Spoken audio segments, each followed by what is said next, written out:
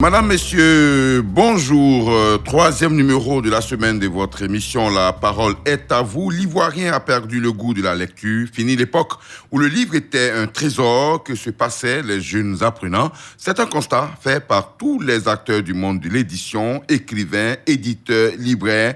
Comment redonner le goût de la lecture aux Ivoiriens? Deux numéros pour nous joindre, le 27 20 21 44 48 ou le 27 20 24 27 87. Je reprends rapidement les deux numéros, bien sûr, de notre standard, le 27 20 21 44 48 ou le 27 20 24 27 87. Et Valentin Kwasi, bien sûr, est au pupitre technique. C'est lui qui est au standard, qui vous recevra, bien sûr, au bout du fil.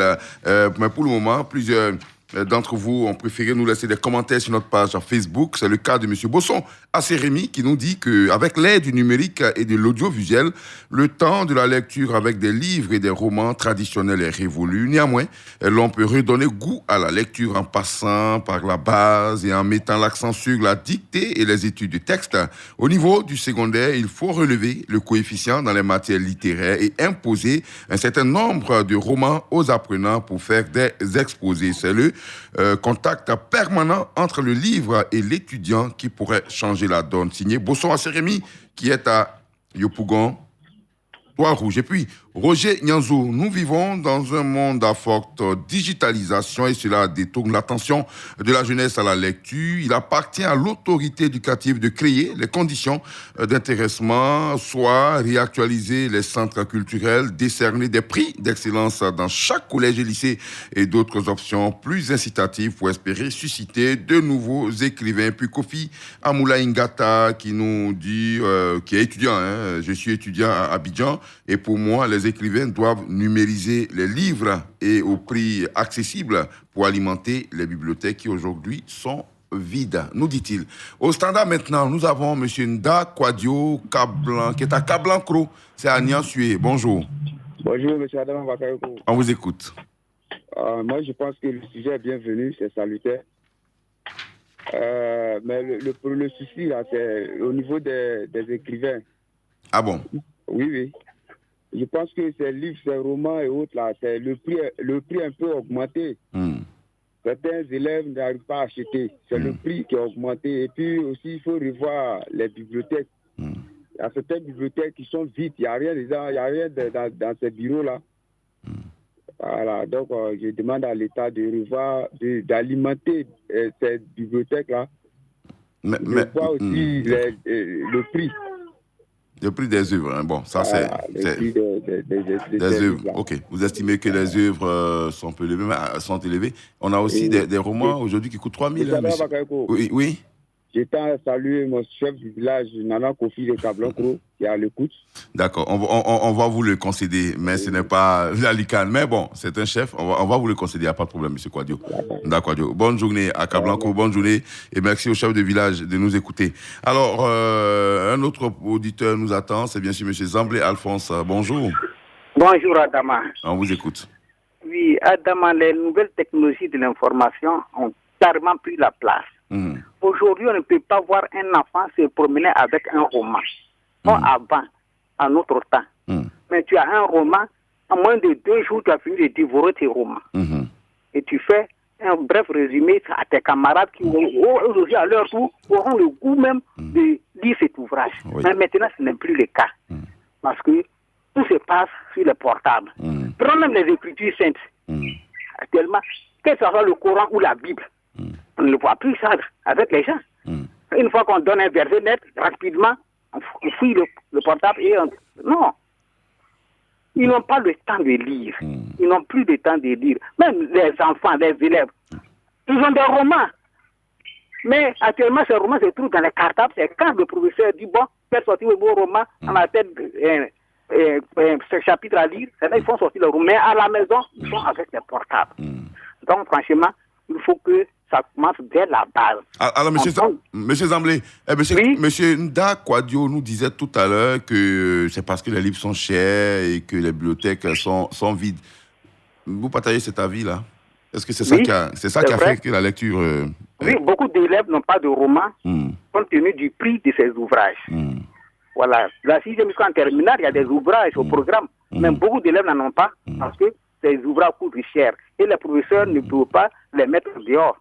Alors, ils sont obligés de faire avec. C'est quand même relatif. Hein. Un livre de 3 000 francs devant un téléphone de 100 000, je pense qu'il y a la réflexion à mener. Parce que les mêmes élèves qui disent que les livres là sont chers ont des téléphones souvent vraiment que nous-mêmes, on ne peut pas s'offrir. Adama, oui. Avec le portable, ils font beaucoup de choses. Ah, le livre, c'est une seule chose.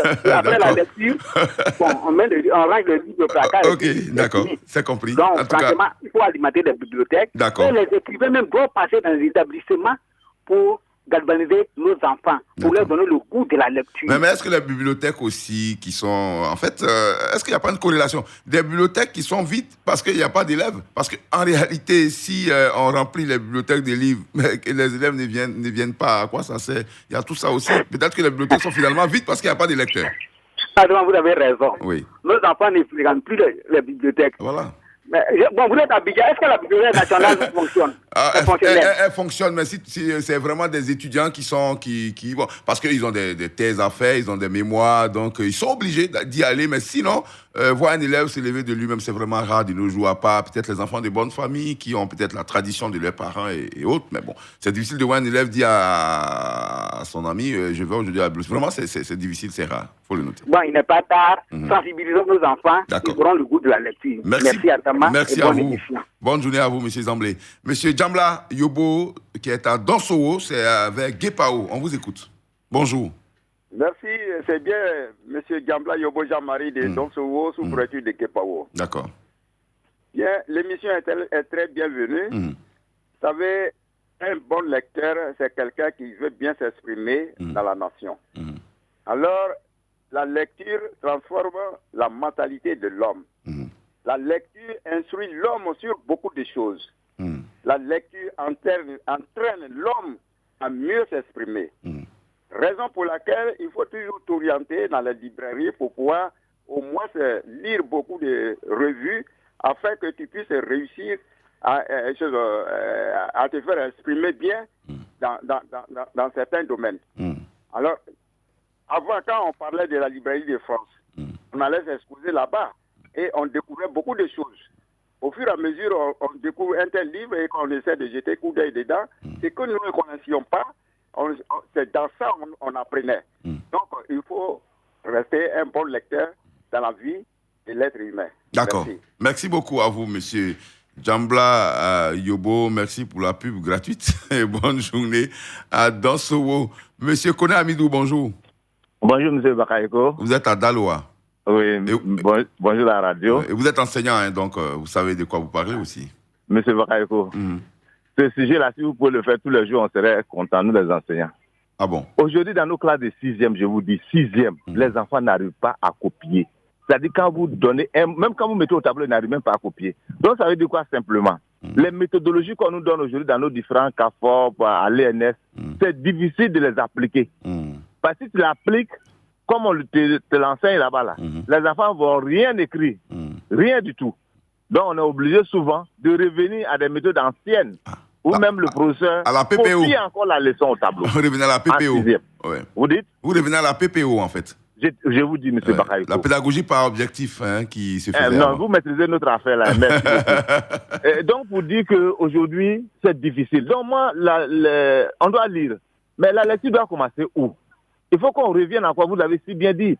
PPO, là, c'est important. Ouais. C'est-à-dire, du mot à la syllabe, de la syllabe au mot, du mot à la phrase. Oui.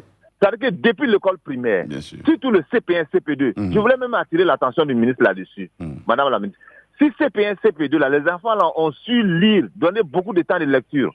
Si les enfants ont su lire, là, M. Bareko, on est sauvé. C1, là, ils commencent à copier dans le cahier correctement. Donc, le reste, là, s'enchaîne. Tous les enfants qui n'ont pas pu lire au CP1, CP2, M. Bareko, la suite, là, regardez mon regard. Si vous n'encadrez pas votre enfant à la maison, véritablement, l'enfant ne réussira pas. Parce qu'ils ne savent même pas écrire. Donc, si ceux qui ne savent pas écrire, là, ils vont lire comment? Ah oui. Donc, nous-mêmes aussi, en tant que parents, on doit inviter les enfants à lire, leur payer les livres. Parce qu'aujourd'hui, tout est portable. Dès le bas âge, hein. Dès le bas âge. Plus à lire.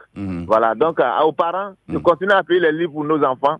Et nous, les enseignants aussi, avec l'effectif pléthorique, Mais peut-être qu'on ait pitié aussi des enfants. Les effectifs aussi sont tellement élevés qu'on ne peut pas faire la pédagogie différenciée. Tu ne peux même pas t'occuper de 1, il y a plein. Vraiment, c'est difficile. C'est difficile. Monsieur Barako, le sujet est tellement important que D'accord. j'ai du mal même à trouver des solutions immédiates. Merci. En tout cas, vous êtes enseignant, vous savez de quoi vous parlez. Vous avez donné, bien sûr, des tentatives de solutions. Effectivement, c'est au bas âge qu'il faut donner le goût de la lecture. Et bon, beaucoup de parents, par le passé, pour récompenser leurs enfants, c'était avec des bouquins. Voilà. Et l'enfant était très heureux de recevoir son livre parce qu'il savait qu'il allait découvrir autre chose. Aujourd'hui, c'est des tablettes qu'on offre à la place des livres. Bon, à nous de voir comment faire pour corriger la donne. Monsieur Ouattara Adama, bonjour. Bonjour, monsieur Adama Bagariko. Vous nous appelez de Dianra. Oui, je vous appelle de Dianra. On vous écoute. Au fait, je suis parfaitement d'accord avec monsieur Kone Amidou. Et il faut mettre accent sur l'enseignement. Quand, si l'enfant n'arrive pas à lire, il ne peut pas avoir le courage d'aller dans une bibliothèque pour aller prendre un roman pour lire. Donc, moi, je pense qu'à la base, il faut essayer d'enseigner bien les enfants pour qu'ils puissent avoir le courage et l'amour de la chose. Sinon, quand on parle des téléphones, même ceux qui ont des téléphones Android qui font des messages, là, quand ils lisent l'un de ces messages, même là, c'est même pas la peine. Bien sûr. Donc, je pense qu'il faut accentuer sur l'enseignement pour que les enfants puissent avoir le courage et l'amour de lire. D'accord. Voilà ma contribution. Merci à vous, monsieur Ouattara Adama de Dianra. Nous allons nous rendre tout à l'heure à Grabo-Pouleur rapidement. Un commentaire sur notre page Facebook, monsieur Kone Boubaka nous dit que pour redonner le goût de la lecture aux Ivoiriens, je préconise qu'on commence à l'école, que ce soit au primaire ou au secondaire, et à l'université. Il faut qu'au primaire, l'emploi du temps consacre des plages horaires conséquentes à la lecture au niveau secondaire et universitaire. Il faut que les enseignants de toutes les disciplines proposent plus de recherches dans les bibliothèques en exigeant le cachet du bibliothécaire sur les résultats des recherches. Sinon, ils peuvent tricher en allant sur Internet et contourner les bibliothèques et les centres de recherche. L'exposé de ces recherches doit avoir un coefficient élevé pour obtenir la moyenne trimestrielle. Je pense que cela peut redonner un tant soit peu le goût de la lecture aux Ivoiriens. À Grabo maintenant, retrouvons monsieur Ivo Yaya. Bonjour. Oui, bonjour monsieur. On vous écoute. Bon, en tout cas, ce sujet est bienvenu. Mais le problème est que je peux dire que c'est nous les parents même, parce que le problème est que nous-mêmes aujourd'hui, là, on est trop basé sur à faire de l'argent que, bon, à faire des études, là, on peut pas, c'est ça qui fait que ça ne peut pas avancer. Puisque nous les parents, on est sur l'argent, les enfants aussi, et même ils ne peuvent pas faire de l'argent. On doit faire des lectures, là, vraiment, c'est pas facile. Vous voyez, bon. Aujourd'hui, un enfant qui va à l'école, il a un portable de moins 100 000 francs. Mais pour savoir écrire son nom même là, c'est dur. Donc, c'est nous-mêmes qui a ce problème-là. Donc, moi, je vois qu'à faire même si le livre là est au moins 1000 francs ou 500 là, on a toujours ce même problème-là à la maison. Si un enfant qui est à l'école, il arrive là, on l'accompagne plus avec à faire des lectures. Donc, même si, les livres sont moins chers, c'est toujours le problème est à la maison. D'accord. Donc, voilà la solution. OK.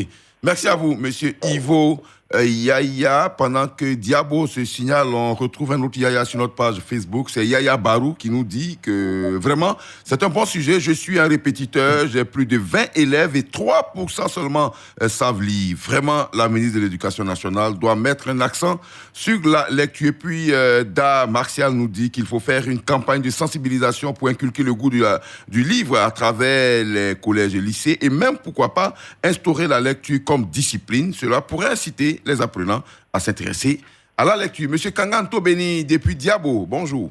Bonjour, chers frères. On vous écoute. Je crois qu'il y a des prédécesseurs qui ont touché même la chose, parce que, comme on l'a dit, la lecture, là, et surtout, j'ai été enseignant, il y a la méthodologie, là, le problème de l'enseignement de la PPO, là, je crois que c'est vraiment important. Parce que, actuellement, les enfants, ils ne savent pas lire, parce que quand ils viennent, vous voyez que c'est difficile. Au début, c'était de la phrase, du mot à la phrase. Oui. Maintenant, c'est de la phrase au mot. Vous voyez que c'est difficile. Un enfant, par exemple, qui vient d'un campement, il arrive le premier jour de la première semaine de lecture, on lui dit d'écrire Mariam joue à la balle. C'est difficile pour tout enfant. Oui. Qui n'a jamais vu. C'est ce qui fait que ces enfants-là, quand ils ouvrent le livre, dès qu'ils voient les images, ils commencent à lire, sans même savoir qu'est-ce qui est A, qu'est-ce qui est B, qu'est-ce qui est Mariam, qu'est-ce qui est balle. Oui. Et ils ne font que répéter la lecture, ils font une récitation. La mécanique, en fait. Effectivement. Et c'est difficile, c'est ce qui fait qu'on dit que les enfants ne sont pas forts. Parce que tout est à base de lecture, que ce soit les mathématiques, que ce soit l'étude de texte, que ce soit l'étude du milieu. L'enfant qui ne sait pas lire ne pourra pas résoudre une situation. Bien sûr, bien sûr. Et on trouve que ces enfants-là, les enfants ne connaissent rien. Donc il vaut mieux, la réforme, il vaut mieux qu'on reprenne tout. Ah oui. Et heureusement que Madame le ministre, maintenant, est venue et on a instauré la dictée. Mais dans certains établissements, les enfants font des concours de dictée. Bien sûr. C'est tout ça pour amener les enfants à lire. Ok. Et quand un enfant fait lire, quand il prend un ouvrage aujourd'hui, il peut quand même retenir 1 ou 2 mots. Bien sûr, bien sûr. Et le lendemain, quand il s'agira d'écrire ce mot-là, il va se souvenir que j'ai vu tel mot dans tel bouquin. D'accord. Je crois que c'est important. C'est important, la dictée est bienvenue. Il faut faire cette dictée-là. Et pour que ces enfants-là apprennent à écrire et apprennent à lire. Donc voilà, là c'est mon intervention de ce matin. D'accord, merci à vous, M. Kanganto Béni de Diabo. Bonne journée là-bas à Diabo et puis à toute cette population de la belle région de Gbeke. M. Danyogo Yaya n'est pas très loin de vous, il est à Dabakala. Bonjour. Bonjour, M. Adam Bagayogo. On vous écoute. Bonjour, toute la Côte d'Ivoire. Oui, on vous écoute, merci. M. Adam, je suis instituteur. Depuis 87, j'ai commencé l'enseignement primaire. Et cette année, je vais à la retraite. Mais je voudrais vous dire, de 87 jusqu'à 2000, avant que je sois détaché à l'inspection comme bibliothécaire, j'avais insisté sur la lecture. Tous les enfants que j'ai pris, j'ai fait plus de 10 ans au CP1. Et j'ai enseigné que la PPO à l'époque. Oui. La meilleure pédagogie, c'est la PPO. Oui, bien sûr. Il faudrait que le ministère de l'Enseignement, de l'Éducation revienne. C'est pas obligé, mais je voudrais qu'ils reviennent sur la PPO. Oui. La pédagogie par objectif. Depuis qu'on a installé la RPC, la pédagogie par compétence, les enfants ont perdu le goût de la lecture. Voyez-vous que des enseignants, quand vous avez des enseignants dit, je l'ai donné, je l'ai envoyé un courrier. Non, je lui ai envoyé, je lui ai fait ceci, cela. On a perdu tous ces sens-là. Après, à cause de la RPC. Les maintenant, là, c'est la RPC qui est à l'école. Effectivement. Moi, je voudrais qu'on revienne sur la PPO, qui est la meilleure pédagogie. Ok. Et je vous dis, M. Adama Barrego, tout est à bas de lecture. J'ai tout dit ça. D'accord. Que ce soit la mathématique, tout. Si la maths, c'est pas tout est basé sur la lecture. Qu'est-ce qu'il peut faire? D'accord. Donc, la meilleure pédagogie, M. Adama Barrego, on ne parle pas de la digitalisation, non. Il faut la PPO. D'accord. C'est bien noté. La pédagogie par objectif que réclame un nombre d'enseignants. Merci à vous, M. Danyogo. Yaya, qui nous appelle à l'instant de Dabakala. On revient ici au sud, à Tiasalé, avec M. Kamagate Yaya, un autre Yaya, au bout du fil. Bonjour. Bonjour, monsieur. On vous écoute. Oui, en fait, moi, je voulais dire que ce sujet est bienvenu, mais il faudrait que les parents mettent un accent particulier sur l'encadrement des enfants. Voilà. Un accent particulier sur l'encadrement des enfants depuis le CP1. Depuis le CP1. Je vais plus loin pour dire, dans les années 70, et au-delà, les enfants qui allaient à l'école savaient ce qu'ils partaient chercher. De nos jours, nos enfants ne savent rien. Ils ne savent pas pourquoi ils vont à l'école. C'est là le problème, le nez même du problème. Les enfants ne savent pas pourquoi ils vont à l'école. Oui.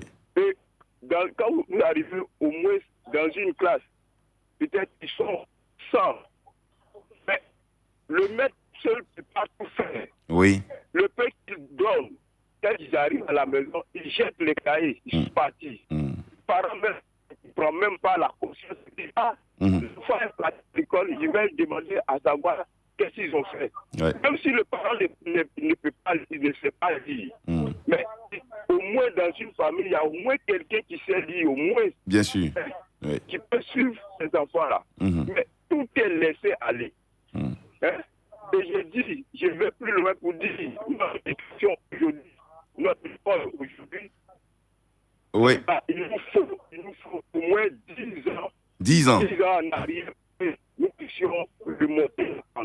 D'accord. On a beaucoup de mal à vous percevoir maintenant, mais je crois qu'on a compris l'essentiel de votre message à M. Kamagaté Yaya. Il demande l'implication des parents, bien sûr, dans le suivi des enfants. Et pour lui, en tout cas, il faut au moins 10 ans pour revenir aux acquis qu'on avait par le passé. Merci à vous, M. Kamagaté Yaya de Tiassa. On reste d'ailleurs dans la région de l'Agnébi, Tiassa, et on prend la direction de Séchi avec M. Kwadjo Delmas. Bonjour.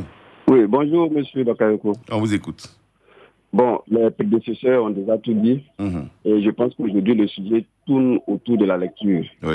Effectivement, comme ceux qui m'ont avant moi ont déjà tout dit, comme je le disais, vous voyez, aujourd'hui, la lecture, il faut l'inculquer à l'enfant, depuis le début. Nos enfants, bon, d'autres disent que les enfants ne lisent pas, mais quelqu'un qui ne sait pas lire, comment il va aimer un livre? Non, pas du tout. Mais si les enfants ne savent pas lire, c'est qu'il y a problème. Oui. C'est qu'il y a problème. Je pense qu'aujourd'hui, le sujet ne parle pas véritablement de la pédagogie à enseigner à l'école. Non, c'est pas le sujet, mais en même temps. De la lecture. Oui, mais pour lire, il faut une pédagogie aussi. Justement. Justement. Et la pédagogie que nous enseignons dans nos écoles, bon, tous les enseignants vous diront que véritablement, elle n'est pas adaptée à nos réalités.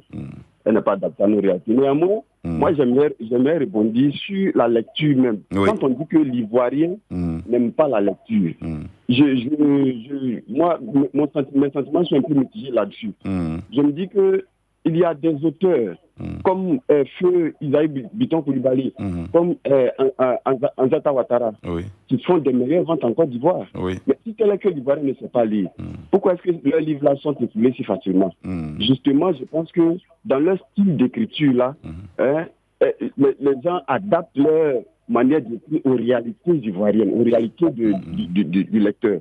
Et puis aussi que ces livres-là, vous voyez, sont à disposition des lecteurs. C'est-à-dire, ils tiennent compte de la poche, de la bouche du lecteur. Donc, il faut tout cela pour amener l'Ivoirien à aimer la lecture. D'accord. Effectivement. Tout doit commencer depuis le bas âge. Merci beaucoup, M. Kouad. Alors, vous faites bien de le mentionner. Et peut-être qu'il faut aussi faire des efforts du côté des écrivains, parce que les livres doivent attirer. Et il n'y a pas que les enfants qui savent pas lire. Bon, réalisateur me fait dire même les adultes.